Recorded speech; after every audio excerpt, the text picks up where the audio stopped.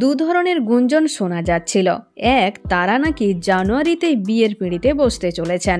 দুই, বিয়ের ভুয়ো খবর, তারা নাকি আর সম্পর্কে নেই, বিচ্ছেদ হয়ে গিয়েছে। 2024-এর প্রথম দিনেই তারা একসঙ্গে প্রকাশ্যে তাদের অনুরাগীদের ইংরেজির নতুন বছরের শুভেচ্ছা জানাতে। দেখে শুনে চুপ নিন্দুকেরা। ফের নতুন প্রশ্নের জন্ম। তাহলে এতদিন যা রটল তার কিছুই কি ঘটল না? জি বাংলার ব্লকবাস্টার ধারাবাহিক মিঠাইয়ের সেট থেকে অভিনেতাদের প্রেমের গুঞ্জন শুরু। উচ্ছেবাবু তার পর্দার দিদিয়ার প্রেমে পড়েছেন, এমন খবরের গন্ধ পেতেই নড়ে চড়ে বসেছিল সোশ্যাল মিডিয়া। প্রত্যেকের প্রশ্নের উত্তর ছিল, আমরা শুধুই বন্ধু, এর বেশি কিছুই আমাদের মধ্যে নেই।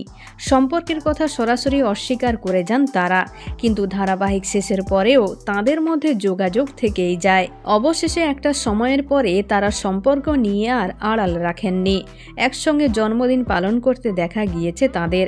সময় এগিয়েছে, গুঞ্জন বেড়েছে, রসায়ন আরও গাঢ় হয়েছে। তারপর 2023-এর শেষ থেকেই টেলিপাড়া সরগরম। নতুন বছরের জানুয়ারিতেই নাকি বিয়ের পিঁড়িতে বসবেন যুগল। দুই পরিবারের ব্যস্ততা তুঙ্গে। কৌশাম্বী এই মুহূর্তে ব্যস্ত ধারাবাহিক ফুলকিতে, আদ্রিত ব্যস্ত SVF-এর একটি ছবির কাজে। এর মধ্যেই নাকি পুরোদমে কেনাকাটা চলছে। সবার মনে যখন খুশির হাওয়া, তখনই আচমকা বিচ্ছেদের সুর। অনুরাগীরা সেই খবরে মুষড়েও পড়েন। অবশেষে যুগলের রূপ দেখে শান্ত তারা।